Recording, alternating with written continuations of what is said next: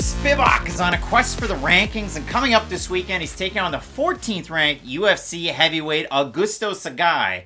A guy who is a guy and was once 15-1-1 in this division. And when you get to that record, you think, geez, who could that one loss be to? Oh, I know. I bet it was Czech Congo by split decision. Oh, wait, yes, it was. And that was when Augusto Sakai was over with Bellator. And we had a Dana White's Contender Series breakdown show here on the channel. We did it live, and one of the commenters said, if you're from Bellator and you end up in the UFC, you're never going to be all that good. Eddie Alvarez won a belt, Michael Chandler challenged for one, so sometimes not all things are created equal, but out of Sakai, he was 15-1-1. And I mean, listen, he came in off Dana White's Contender Series 2018 season Brazil. He gets a win over Marcos Conrado Jr. He beats Chase Sherman, beats Andrei Arlovski by split decision, as you will. Beats Marcin Tybura in a minute. He just walked him down, got him close to the fence, landed a right hand and dropped him. Beats Blagoy Ivanov by split decision where he grabbed the cage a few times. Loses to Alistair Overeem in the 5th round of their main event after he nearly finished him in the 1st round. And then 2nd round was close, 3rd round was close, and then, 3rd round, 4th round, 5th round, Alistair Overeem realized, well, I can wrestle in this one, and I fought Curtis Blades, and I've trained with Curtis Blades. What if I land some elbows? Oh boy, that's how you finish him? And that's how he did. You have Sakai going on and fighting Jairzinho Rosenstrike, who had that gleam in his eye and decided, I'm going to go hard near the end of this one. Lunges forward, lands a hook, drops it right behind the ear of Sakai, drops him, finishes him. And in the fight against Tai Tuivasa had success in positions where usually Augusto Sakai does. He pressured him up against the cage, landed good elbows and good punches in tight, and then finished that one up, just pressuring him all the way across the cage and finishing him, and then doing a shoey from the Nelk Boys. So, Nelk Boys notwithstanding, Matt, Augusto Sakai was a 15-1 fighter who's now lost his last 3 fights by finish, and people are down on him, and rightfully so. Oh, that's the hand? Well, no wonder they're down on him. He has lost 3 fights in a row by knockout. That's the concerning thing, though. The Alistair Overeem fight was a really fun fight if you go back and watch it. It was back and forth early on, but like you said, when Alistair realized he had a massive grappling advantage over Augusto Sakai, he kind of used his Sergey Pavlovich game plan, if you will. He went for the takedown, got a lot of really nice ground and pound off, and Sakai never really had an answer for it. That's the weird thing about Sakai.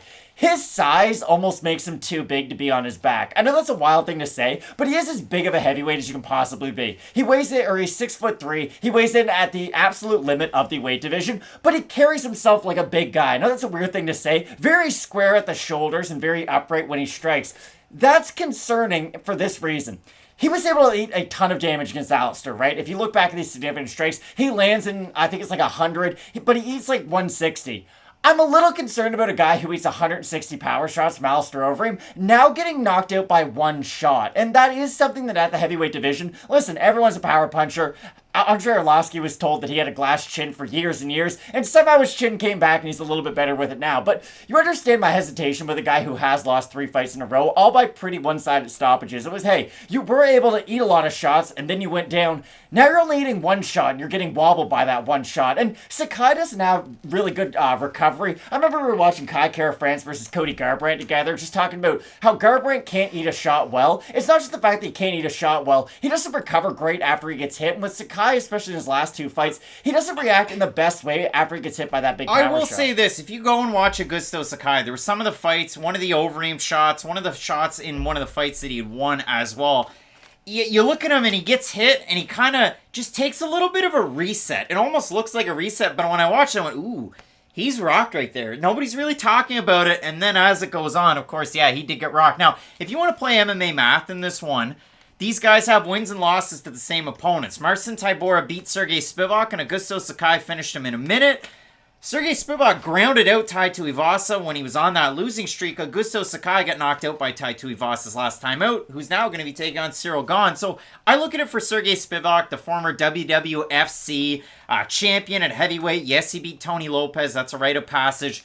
He loses to Walt Harris in the UFC in 50 seconds. He beats Tuivasa, loses to Tybura, beats Carlos Felipe in a fight where Felipe had success on the feet, but Spivak had success with the takedowns. Vandera, that's a wash. We all knew what was going to happen. Beats Alexei Oleinik and makes him look like not even like the same caliber of fighter when they're striking. So I thought Spivak looked really good in that decision win. Loses to Tom Aspinall, which was a really weird one because he just couldn't get going, and Aspinall was hitting him flush and clean, and Spivak was doing a lot of blocking with his hands out front. And then he fights Greg Hardy and sends him into BKFC. So for Sergey Spivak, obviously, he does have a tidy little record in the UFC. We're talking 5 wins to 3 losses. But for Spivak, obviously one of the bigger marquee fights that he's had in his UFC career. And for Sakai, looking for a reset. And he has tried to reset himself career-wise.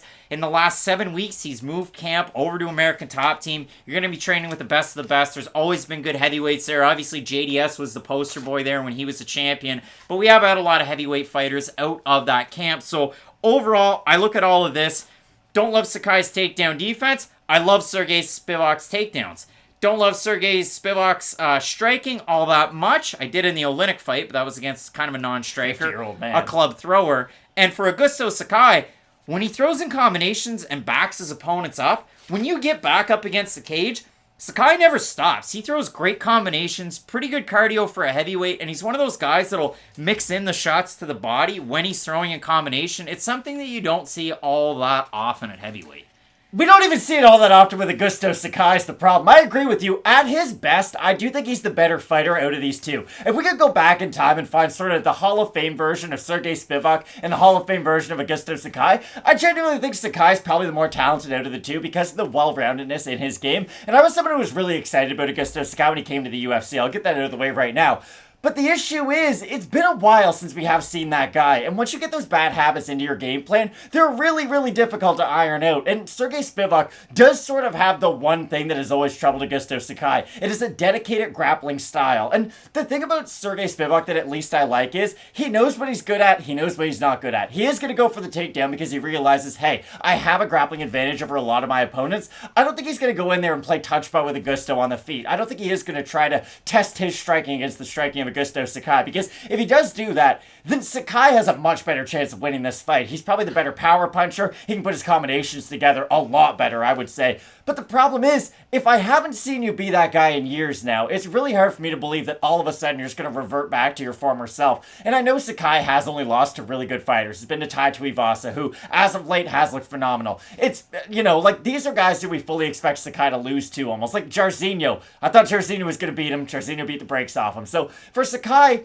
maybe it's not that bad that you've been losing to really good fighters, but at a certain point, if you also want to be considered one of the top-tier fighters in this division, you have to beat some of these guys or at least be competitive with them. And it has been a while since he's been in a competitive fight against one of the top-tier heavyweights. Yeah, I mean, Marcin Tybura was able to out-grapple Sergey Spivak. And you talk about Spivak's grappling, it is very good. Obviously, Sambo background. You look at it, he was able to take Tuivasa down 6 times, 3 against Jared Vandeira, against Carlos Felipe, and Greg Hardy. Enjoy BKFC. Finished him in the first round of that matchup. So will it be a reset for Augusto Sakai? Will it be a great opportunity to springboard into the rankings for Sergey Spivak? We saw Sergey Pavlovich able to kind of return back to form and start to gain these finish wins. Now all of a sudden, look where he's at in this division. You're talking possible matchup with like Curtis Blades, because that's the only top-tier heavyweight that fights very often. So we'll see how that plays out. Sergey Pavlovich isn't afraid of the boogeyman under his bed. His nightmare matchup in life is Curtis Blades. I don't know, Matt, but when we do look at the overall odds here for Sakai,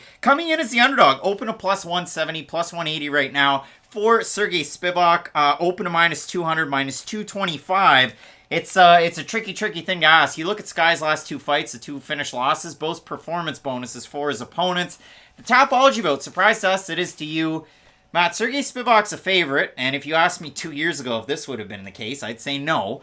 I bet you the fans have. I'm going to say over under 75% Spivak. I was thinking around 70 for Spivak, so I'll say lower. People are going to be down on Augusto. No harm. 1,113 total votes, 87% Spivak, 25% by decision, 10% by submission, 57% by knockout. He's been training at Extreme Tour the last couple of camps. You love to see it for a guy like that. For the 13% that have Sakai, 51% by decision and 40% by knockout. Listen, Sakai's training at one of the better gyms that can offer him a chance to beat a guy like Sergey Spivak, an American Top Team. I think 7 weeks plus your camp that you had at your original gym. Great opportunity for him. Can he get the hands going? We've seen Spivak kind of want to strike a little bit against some guys, but when he's dedicated to a game plan, he can work in the takedown What's your thoughts there? This is a really tough fight to predict because I think if Spivak can't get the takedown, he's going to be a sitting duck for a lot of the strikes of Sakai. Now, that is going to rely on Sakai reverting back to his former self, but I do think that in this matchup against Sergey Spivak, Sakai's not all that concerned about the power coming back his way because, let's be honest, if you're fighting Jairzinho and Tai Tuivasa, you're probably pretty worried about the punches that are coming back your way, so I do think Sakai will fight in a more natural manner. The issue is,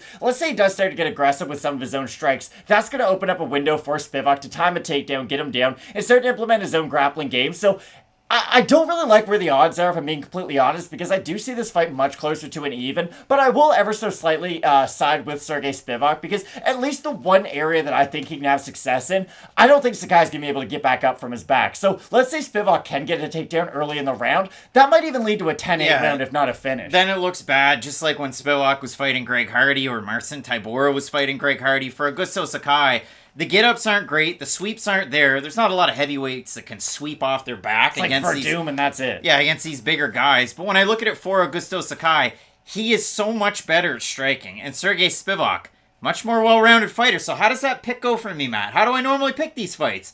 Sergey Spivak, but I feel like you're setting this up to not do what you normally do. Yeah, I got Augusto Sakai. Just based on that Marcin Tybura matchup, if he starts off fast and he gets a striking going, that's where Sakai can get rolling. So if you can really threaten with your own strikes, with the power at the end of those shots, with that ATT background that he has here recently, I do like Augusto Sakai for those reasons. I love the way that he throws in combination. Neither one of these guys a kicker. For Augusto Sakai, that's a positive in a matchup with Sergey Spivak because you're not opening your hips up to a big takedown from Spivak. But the same thing you could counter me with is the fact that Sakai has a high boxing stance, and when you're high up like that, it gives the lower body completely open for a guy like Spivak. So no wrong answers here until Saturday. We're split on the pick. I'm going with Brazil's Sergey Spivak. I'm going with Brazil's Augusto Sakai. Matt going with Moldova's Sergey Spivak to get the win. I can't wait for this fight. There's some really good ones on this card. This one is an interesting one. We have the Ultimate Fighter finales. We have Luque versus Neal, and in the main event, Thiago Santos, Jamal Hill. You're not going to want to miss it. Keep it locked in with Fight Night Picks. We always say, let's get into it.